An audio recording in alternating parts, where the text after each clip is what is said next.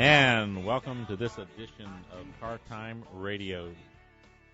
That's right, this is Dan Watson back for another go here. My first Wednesday of the month, each month. Jay has me come in here and sit in for him. I'm delighted to do it, and I'm the oil guy. So you want to save your questions for Jay Zimbauer and all of those detailed mechanical apparatus type questions, because if you ask me those questions, we might just be wandering around in the dark together. So the best thing to do is save those for Jay. But if you have a question concerning lubrication that has to do with oil anywhere in your vehicle, from the gears in the rear end to the transmission to the engine oil, then those are great questions that I'd like to answer. If you have questions about fuel additives, oil additives, filtration, filters, those kind of things, hey, those are great questions for me to get into. I'll even talk some about antifreeze, and I'll get too carried away, but some about that. So as always, I have a little bit here to give you in a background conversation, but I look forward to your calls. And I remind you all, it's easy to call in here at 407-674-1025 or toll-free 855-545-1025. And we'll talk about anything you'd like when it comes to oil. I am a certified lubrication specialist, and I am a local business man as a distributor of AMSOIL synthetic lubricant. So love to talk about oil, talk about these questions. Now, today, in my ongoing effort to try to enhance the knowledge of my listeners that have to do with anything to do with oil, I wanted to debunk a couple things. You've heard this statement. We've heard it in the past where people will say, well, oil is oil. There's no real difference, and oil never wears out. It just gets dirty. Now, that's an old saying that's been around for a long time. And it doesn't get much more inaccurate than oil is oil and it never wears out, it just gets dirty. That is as far from the truth as you could be. And so I want to address that a little bit. If you look at what you get in lubricating oil, it's got two parts. One part is the base stock. That's, you go over to the refinery, they'll sell you this refined product. It's a lube oil base, and it comes in different viscosity levels, but it's just a refined product, and it has nothing in it, and it's just some type of oil base. You can also use a synthetic oil base, and there are different ones of those which we could talk about, but that's a type of base stock, meaning that I start with this. It's kind of like building soup, and what I do is I start with water in the pot. That would be the base. And then I start adding in the vegetables to determine whether I'm going to have potato soup, whether I'm going to have carrot soup, whether I'm going to have vegetable soup, what I'm going to have. That would be what I add in. Well, in the lubricating oil, those are called additives, and we have to have an additive package in all of these oils that tailors that oil to the application that it's going to be in. For example, if I have a compressor oil, I will put additives in that compressor oil, but not additives that expect to have to endure the byproducts of internal combustion, because there is no internal combustion going on in a compressor. It's a clean system. If I put additives into an oil for a diesel engine, they will be different than for a gasoline engine, because diesels have different byproducts of combustion that have to be dealt with versus a gasoline engine. So I guess what my effort here to tell you is that these things get fairly complex, and the skill and the effort and the money that the manufacturer of that lubricating product is willing to put into it will be reflected in the performance of the product that they manufacture. Now, in the additives that I'm talking about, most people get, well, I didn't put any additive in my oil. I didn't buy any, Slick 50 or Greased Lightning or any of these kind of things and put in my oil, so I don't have any additives in my oil. Well, yes, you do. Every oil has to do a number of things more than just, everybody's aware and pretty good to say, well, it prevents wear. It cuts down on friction and prevents wear. That's what a lubricating oil does. Yes, that's one of its jobs. there are numerous jobs. When you know something about the engine, you realize that the water jacket only goes around the top end of the engine, around the head on the engine.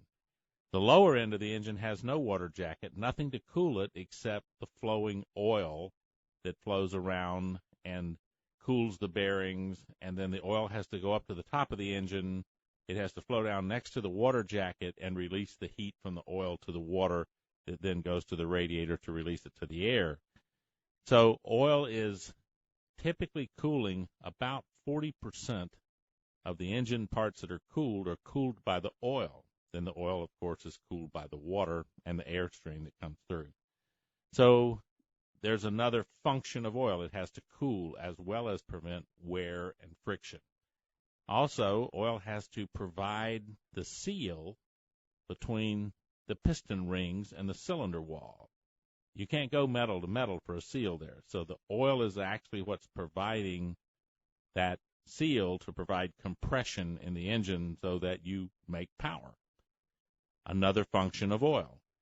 Now, unfortunately, in an internal combustion engine, your engine oil is just going to have to take a lot of punishment from the byproducts of combustion. And those aren't always well understood, but when you bring gasoline or diesel into the combustion chamber and you ignite it, it burns and gives you the power, the expansion of the gas ball that you expect to push the piston down. But while it's doing that, it has some other, shall we call them, associated chemical reactions going on that produce things that don't burn. Every gasoline engine produces a significant amount of nitrous oxide. Every diesel engine tends to produce nitrous oxide and higher levels of sulfur oxides. Now, in the big world of chemistry, those oxides, they're just going to go right on to become acids. So you've got nitrous oxide becomes nitric acid, and sulfur oxides become sulfuric acid. Now, those acids have to be neutralized by the engine oil. So here we have another function. Neutralize acids to prevent excessive corrosion and damage inside the engine to these byproducts of combustion. So I have to do something with the additives in my oil that it will help defend against these acids that are produced by the internal combustion engine. So we've got a variety of functions, is what I'm telling you. Now, in some places that oil is just, it's, as you could say, having a good time because it's just flowing over these bearings and there's lots of oil and it's easy job to do. There are other places in the engine which it's not easy to do, and that's on high-speed camshafts and the old-fashioned tap-it-and-push-rod systems, and those are hard to lubricate. So we put extra things in the oil to prevent wear when the oil has a hard time, that base stock, separating those, separating those moving parts. So we put these anti-wear additives into the oil. My goodness, here's another function that oil has to do. So we are making a very complex product that has to cover several different functions in the engine to give us lubrication, protection, cooling, sealing, all the things that we're looking for. Now, we're headed up against a break, but when we come back, I'll talk about some of those additives and what they're really trying to do so that you get a handle on this. It's really a remarkable science, and it's been put together over many years, and we have come so far in these lubricating oils that you couldn't even recognize the 1950s lubricating oil compared to what we have today. So it's a very intricate, sophisticated product. We're going to take a break, pay a few bills, and we'll be back right after these messages. And welcome back to Car Time Radio. Dan Watson sitting in today for Jay Zimbauer, talking about lubricating oil, things you need to keep that car going on and on and on.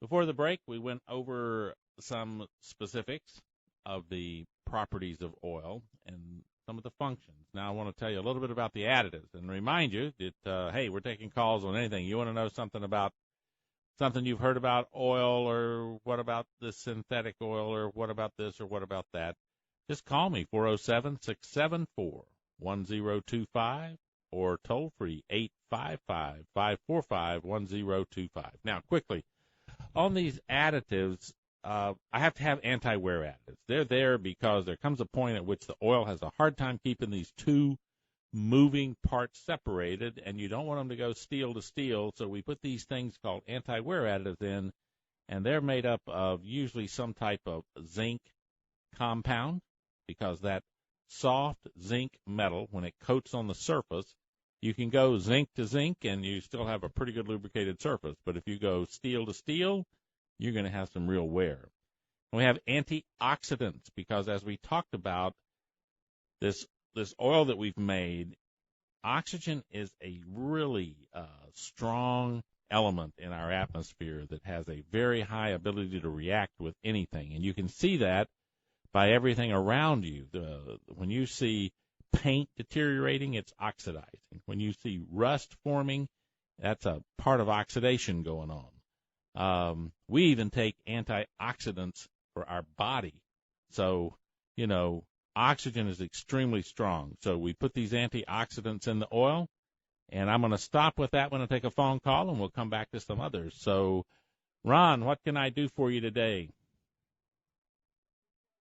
Ron, are you there? Oh, yeah. Can you hear me? Yeah, I can hear you now. What can I do for you, Ron? Two questions. First, so there's no drain plug on the torque converter. And last time I spoke to you, you said, well, shop can pull it out using the system, but they don't want to change the filter and drop the pan. That's the whole purpose of it. And the other thing is I don't want to get underneath and do it. So which is worse, having them pull the old transmission fluid out and replacing it without changing the filter, or dropping the pan, changing the filter, and changing the transmission fluid without draining the torque converter? Second question. Given what you've just told me about the oil life, the owner's manual says that I can go 8,000 miles without an oil change in Florida. Is that all right? And I'll hang up and listen. Okay, you were a little weak on what I could hear, but the second one you asked was about going 8,000 miles between oil changes in Florida. And that's a very good question, because what I would tell you is, depending upon the type of oil, that may or may not work out. How can I put this? Additives that go in the oil are expensive. A variety of oil companies will decide to meet the minimum spec, and they will put a minimum additive package. That's why you see companies coming out with what they call high mileage formula, and they're saying that they're putting a more robust additive package in the oil because of high mileage. Well, I got news for you. That robust additive package was needed on day one, not when you got 80,000 miles on the car. There was no reason to give you any lubricant that didn't have that robust additive package in it. They're saying, well, the engine's a little dirtier, the car's not running as good, you got a little bit more of this stuff from, blow by and so forth, so you need more additives to combat that. That's true. That is true, but you would have never had worn rings and more blow by and the problems you have with it if you had a good additive package in the oil that started day one. So here's the point. If you're going to use the 8,000-mile change interval, I would recommend that you look at what the oil that you're using, what they recommend. Look them up on the internet and see what they're recommending for maximum oil change interval for their oil, okay? Make sure that you're not purchasing an oil that has their own company makes it and says change it every 4,000 or 5,000 miles, then you're going to run at 8. Now, the reason I mention that, there are some companies out there like I think Mobil has a petroleum oil that they call Mobil Clean, which they recommend for 7,500 miles. It's a beefed up better than standard oil, okay? If I were in your place and it were mine, I would get somebody synthetic that they say will go legitimately 7,500 or 10,000 miles, and then I would know that I'm matching the oil manufacturer's recommendation with the automotive recommendation in your car. Now, one of the things in that I need to point out here is that I was listening to a radio broadcast years ago when I heard one of the managers for General Motors lamenting the fact that they put these oil change computer systems in the cars to tell people when to change their oil, and then they found out they were having all kinds of problems because the oil wasn't up to the formula that they had used. So GM decided to come out with their own stipulation. They call it Dexos, which is to make sure that the oil that you put in the engine, if it's Dexos rated, then it will be of a good enough quality that you can trust the oil change monitor, that the light comes on and says, now change your oil. This was so bad with Mercedes-Benz a number of years ago. They had put all these formulas into their computers to tell people when to change their oil, and they were facing class action suits in the United States and having to replace engines. And the reason was they based those formulas in the computer on the European oil standard, which was much higher than anything you could buy in the United States or North America unless you bought a synthetic engine oil. So they came out with a letter to all their owners telling them, if you're going to use the oil monitor light that comes on the dash, you're required to use synthetic engine oil meeting the Mercedes-Benz spec that they put out. So I'm talking long here, but what I'm trying to say is oil change intervals recommended are fine, but you got to go make sure that you have an oil which will support those changes. I wish it were not that way. I wish that the API rating for an SN oil meant that they would all meet that, but they don't. They're very weak additive package to meet that basic spec. So you got to protect yourself, buy a quality oil, go online and research it to make sure that that oil is rated to go the distance that your owner's manual tells you to go. Now, the other question was about a transmission fluid and whether or not you can get the torque converter cleaned out, which way would be best to go. Well, if the transmission shop says they're not willing to change the filter when they do an exchange, in other words, they hook the machine up to change it, then I tell you, you'd be just as well off to drop the pan, change the oil in the filter, put in the about 50% synthetic, and go on down the road. At the end of, say, 15, 20,000 miles, do that again, okay? Another 20,000 miles, do it again. At that point, you're now over 95% full synthetic in the transmission. I think any one of those shops should change that filter if you ask them to. In other words, if you say, I want to do this, so I want you to change the filter, that should be a no-brainer. They should tell you, this is what we charge if you want us to change the filter. This is what we charge if you don't. I think that the problem is when you got cars that have 50, 60,000, sometimes even 100,000 miles, and you're going to do a transmission flush, and that filter's been in there for 80,000 miles. It seems to me that that's just, what would you say, a penny wise and a pound foolish to do that. That filter is not designed as a lifetime filter. So if it's time to change the oil out, it's time to change the filter. I mean, that is just crazy not to consider doing that. Now, there's people that will argue with me. There'll be transmission shops calling me up and telling me I'm crazy. But I got to ask them, if somebody's willing to pay you to do it, why would you object? Just get on with it and get it done. I mean, changing the filter, can you imagine we just go around for years and just change the oil in the car and never change the filter? That's just not, that's not, in the best word I can say, that's just not kosher. That's the best way I can say it. I wouldn't do it.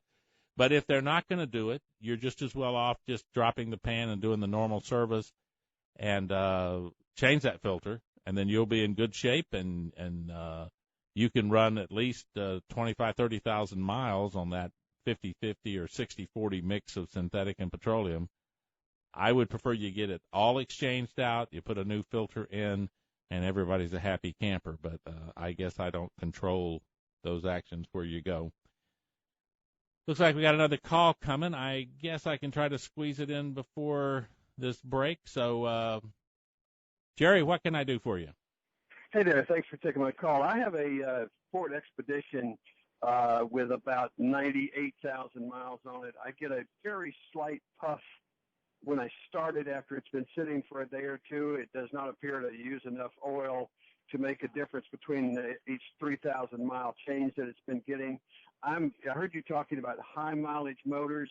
I want to know if there's an additive, or should I even use an additive because of the high mileage and because of that slight puff? Well, I'll tell you what that puff probably is. That is probably a little bit of oil that leaks down past your valve guide onto the top of the piston over sitting there. And when you start the engine up, then it basically has to burn that little bit of oil that's on the top of the pistons off, and that's what gives you this puff of smoke. The problem on that is you're not able to do much with anything when you have a little bit of valve guide leakage like that. It is harmless if it doesn't upset you too much that for a minute it puffs the smoke off and it's gone. It's not going to do anything, but those valve guides, the only thing you can do with them is replace them, and you don't want to get into that because to go have somebody do that, they're going to do a head job on it, and it's going to cost you a bunch of money. So in a way, as long as it's not that you start it up and it takes 5 minutes and you get credit for fogging mosquitoes in the neighborhood before you're done, if it's not doing that and it's just giving you a puff of smoke, there's one thing you could do, and see, it might help, it might slow it down, and what that would be is right now in that car you probably use a 5W30 engine oil. I do, correct. Yeah, you could go to a 1040, and it would reduce the amount of oil that can seep past that valve guide down on top of the piston, because that's a very tight clearance, but that oil is gradually seeping down and working its way through. There's nothing to nourish that seal. That seal is not designed in anything in it that allows you to put an additive in, an ester, or anything to try to swell that valve guide. It's just worn. And so you can go to a 40-weight oil, and it might eliminate it. You can stay with a 30-weight oil and just decide that it's not that big a deal. It puffs off at the beginning. But if it gets gradually worse, about the only thing you can do is use that 40. Don't be talked into going to a 50-weight oil. That's not good for your engine. Your engine's got tight clearances. The 40-weight oil with that mileage on the vehicle would probably work okay. There's just no additive that fixes a worn valve guide. Well, beyond the valve guide, due to the mileage, would an STP or somebody else's additive be worthwhile to put in the motor, or have you already convinced me by telling me not to go to the 50-weight? No. Here's the question. If all you're getting is that puff of smoke, how much oil do you use? Do you use a lot? I mean, if you went 3,000 miles, would you use a quart? I do not. To my knowledge, I'm not using enough to even talk about between 3,000-mile change. Okay. That means you got a pretty tight engine. Your everything else is tight. You've just got a tiny bit of clearance on that valve guide, and there's just not much you can do about it. I wouldn't even go to the 40-weight oil if you're not using that. Most of the time when people talk to me about these kind of things, they're using a quart of oil every 600, 700, 800 miles, and they're really desperate. But in your case, you have a pretty tight engine with just a tiny puff that's coming off in the morning. I would write that off to knowing exactly what it is and knowing that it's just a nuisance when it starts up and it has no bearing on continuing to operate that engine. Now, you ask about high mileage. Here's the best suggestion for you. At the point you are right now, you got a pretty tight engine, everything's working well. Make sure you use a really good quality petroleum oil if you're going to upgrade to a synthetic, do that. But the thing is that you're looking, when they talk about high mileage, one of the things they start talking about is oil consumption. And one of the reasons why they enhance the additive package in high-mileage cars is actually to clean up the rings so the rings will reseal themselves because they have the less than adequate oil has stuck the rings. You're not using any oil. You're in pretty good shape. You could go to any good quality oil and keep doing what you're doing, and don't worry about that little puff of smoke. Do you have time for one other question? Sure, I do, but I might have to take a break. I'm looking at my producer. No, he says go ahead. We'll just go right through it. Okay. Same vehicle, the transmission. When I towed something heavy about a year and a half ago, maybe too heavy, and the only thing that I've noticed difference is that it goes in and out of overdrive more readily, more quickly than it used to. On a very slight grade, it may shift down where it did not before. Is there any additive or is anything? I've had the oil changed, the filter changed. Is there anything I could put in there to slow down that aggressive shift from overdrive to just third gear or drive gear? No, I don't think so, because I don't think that's a lubrication issue. And when Jay comes back, that's a good question to call in and ask him. But most of these transmissions, what year did you say it was again? It's an 07. Yeah, okay. Almost everything that you got out there from 2000 forward are electronically controlled shifting points by the computer. Now, it may be sensing something, and Jay would be able better to tell you, but when you're shifting between overdrive and, say, fourth gear in that transmission, that is all really controlled by the computer that determines when the engine is under enough strain that it has to downshift to the fourth gear in order to do its job. So that's a control issue. That's not a lubrication issue. But I will tell you this, and I tell everybody this, give that transmission a little caviar. Give it some true synthetic transmission fluid, because every transmission made needs synthetic transmission fluid. Really? Yeah, it's a temperature thing, purely temperature. I know that when you plug a pigtail into it, such as for a trailer, it senses that and it shifts differently. Yes, that is true. It will, yes. And that may be stuck. That may be the problem, that it still thinks it's sensing a trailer and it's shifting at points that it shouldn't be. So I am against the break. The computer's going to throw me out of the studio if I don't go to a break. So I got to run. Thank you for the call. It was great. And welcome back to Car Time Radio. Dan Watson sitting in today for Jay Zimbauer, answering your questions about oil and lubrication. We're a little long in the last segment. We'll go a little short in this segment, but we'll get her all in. Give me a call, 407-674-1025, or toll-free 855-545-1025, and we'll answer your questions. Had a couple good ones so far. I talked about these additives. I wanted to just tell you a couple more things. You have anti-wear, anti-oxygen, anti-foaming, anti-acid, and viscosity improvers, okay? So you got a whole soup we're making here. It's like a vegetable soup. They're all important. They're very important, and they're expensive. In fact, in all petroleum oils, the cost of the additives will exceed the cost of the petroleum portion of the oil. In quality synthetics, it might get closer to 50-50, that the base stock might cost about as much as the additives that are put in. So this stuff gets expensive to make, but you can tell that. And the reason I tell you that is if you find somebody selling you an oil and it is half the price of everything else that you see, folks, you got to ask yourself, what did they take out of there? Now, it could be on sale, not a normal price. You can see it on sale. That's a great thing. But if its everyday price is half of everybody else's, I'm telling you, the only way you can make that quart of oil and sell it for that price is if you save money on the additives that you put into it.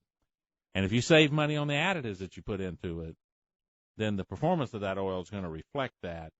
And the consumer that buys it, well, let's just say they're not going to get the optimum protection that they're looking for. And I'm not telling you go out and buy the most expensive quart of oil that you can buy. That's not what I'm telling you to do. But I am telling you that it costs reasonable amount of money to make these things. And you can't make a quality product and put no money into it. So that's just common sense. Now, I wanted to tell you, since we talked about these additives and about these base stocks, well, then what in the world, I said before that you couldn't just say oil never wears out, it just gets dirty. So what kind of things would happen that we would actually say, hey, wow, that oil's bad, you got to get it out of that engine? What kind of things would happen to condemn the oil? And the industry has some pretty good standards on that. If that oil thickens more than one grade, in other words, if you're running a 30-weight oil and you were to test it and it was a 40-weight oil, well, you can get by with that. But if the 30-weight oil you're running becomes a 50-weight oil over time, it hits that 50-weight mark, get rid of it. It's thickened too much. If the additive package is depleted, in other words, I do an analysis on it and I find out that there's no antioxidants left, there's no anti-foaming left, and half the anti-wear package is gone, hey, you got to get it out of there. It's worn out. What about if the oil has lost its antioxidant capability and it began to oxidize? What would it look like? Well, oxidized oil is sludge. So if it's full of sludge, it's got to go. Fuel contamination. Now, that was never much of a big worry in the gasoline side of the business. It's always been diesel injector leaks and so forth in the diesels. But you guys out there driving the EcoBoost engines with the direct injected gasoline engines, if one of your injectors springs a little leak and starts pouring gasoline into your oil, then you'll have a problem and you're going to have to condemn the oil and get it out. Okay? And then it is true when your oil gets contaminated, and I say contaminated, not dirty, because it could be contaminated with glycol from your cooling system, and if it is, it'll turn to mud. Got to get it out. And then dirty. Dirty is not the problem you might think it is unless you just have some really bad air filter or you're missing an air filter, because if you get dust into your engine, it will contaminate your oil, and it'll come out in the oil analysis as silicon, but it'll mess your oil up. It'll make it dirty. The reason I say dirty is not what it used to be is in a lot of times we had a lot of carbon, heavy carbon buildup in oil. But today, with our computerized, turbocharged half the time gasoline engines, they are burning efficient beyond belief, and they're not producing any waste. See, carbon is actually partially burned or poorly burned fuel. It's like ash.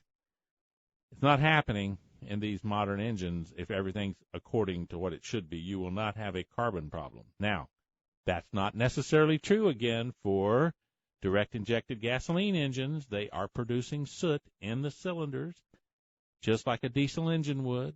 Anytime you go to direct injection, that injector is right in the cylinder, and it has to push that fuel in at a certain point. If that injector gets any varnish on the tip, it doesn't puff that fuel in there the way that it should, and that unburned fuel becomes carbon, builds up in the cylinder, and gets into the oil. So this direct injected technology is super. It's fantastic, but it does have some issues that the owner has to be aware of, and that's the fact that you're going to have to be pretty careful with how you monitor your oil. Okay? So I told you it'd be a short segment because we went too long on the last one, so we're up against the break. We're going to break for some messages and come back with the last segment. So give me a call in that last segment, 407-674-1025. And welcome back to Car Time Radio. Dan Watson sitting in here today for Jay Zimbauer, answering your questions on oil and lubrication. I'll take just a minute and tell you how to ask me questions, get in touch with me off the air, because each time I do this, I have several questions that come in, and it takes me usually just a couple days to get around to answer them, but I do send out an email and answer them. So if you ask me a question, you'll get an answer. So the website to go on to ask me questions is straightforward. It's thelubepage.com. Just like it sounds, TheLubepage.com,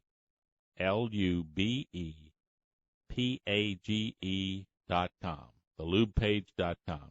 You go on there and you'll find all kind of information. I've got lots of videos and articles that I've written for magazines and different things, and you can go on there and ask me questions, okay? It's easy to do, and I'll be glad to answer those questions and get back to you and give you the information you're looking for. Now, I told one of the callers, I said, you should give your transmission caviar and put synthetic oil in it. And the question is, why would I say such a thing, and why should all transmissions, I said, need synthetic transmission oil? And here's the reason. All of these oils, we've talked about engine oil, these are transmission oils, and we've talked about additives and whether it was a petroleum or synthetic base stock, all those things. And I can tell you that the number one enemy of all lubricating oils is temperature. Temperature. And today, we have decided to push all of these automobiles to higher temperature. If you look at your thermostat sitting up there on, well, if you look at your temperature gauge, your thermostat, you can't see it. If you look at your temperature gauge, your engine's being controlled at about 195 to 205, depends upon the manufacturer. Now, your engine oil runs about 35 to 70 degrees hotter than the water temperature that you see on that gauge. So if you're at 195, that means that your engine oil is running 230, 240. Under normal conditions, load it down, it could be 250, 260, 270. Your transmission is coupled up to your engine, and in fact, you even run the transmission fluid out usually through a cooler in the radiator. Well, if the radiator is set to run at 195 degrees, in many cases, that cooler in the radiator is almost like saying I got a heater for the transmission, because the oil is going to come out there and it's going to equalize with the radiator temperature as it heads back. Now, engine oil in the 20 weight classification has an upper limit of normal operating band of about 240 degrees. We're right at it. And what are we being told to run in all of these cars today? 5W20 or 0W20. Yet we're right at the upper limit. Now, that would clue you in to why companies like Toyota have decided to go bumper-to-bumper synthetic lubricants, because they're telling everybody to run 0W20 and 5W20, and yet their thermostats are 200 or 205. So they know they're at the limit. The synthetic oils, the proper synthetic oils, will have a limit of about 300 degrees. The best oils, like AMSOIL, may have 350 degrees for normal operating temperature. AMSOIL 5W20 would have a normal operating temperature of about 320 degrees and an intermittent range of 450 degrees. So you're not going to cook it. It's going to be there to protect you. Transmission is even worse. We're talking about a 10-weight oil. 10-weight oils they're just screaming when you get them to 200 degrees. Now I'm running around with all these transmissions running 185, 190, 200 degrees. That's why almost anybody in the future, everybody's coming around to synthetic transmission fluids, because recently they wanted to go to a thinner weight, a lighter weight transmission fluid. Well, you can't do it. And the other thing is you want these synthetics because your transmission acts as one of the worst gas hogs for you when it's cold. It just sucks the energy out of the engine because all that oil is cold. Synthetics will solve that problem. So that's why I said use Caviar, put synthetic transmission fluid in your transmission. Now, again, you can get in touch with me at www.thelubepage.com. Easy to remember, thelubepage.com. Ask me your questions. I may even save some and put them on the next time I'm on the air here if I get some good ones from people. I have had some good ones. So it's been good. It's been fun. Jay should be back next week, and I'll see you in about a month. So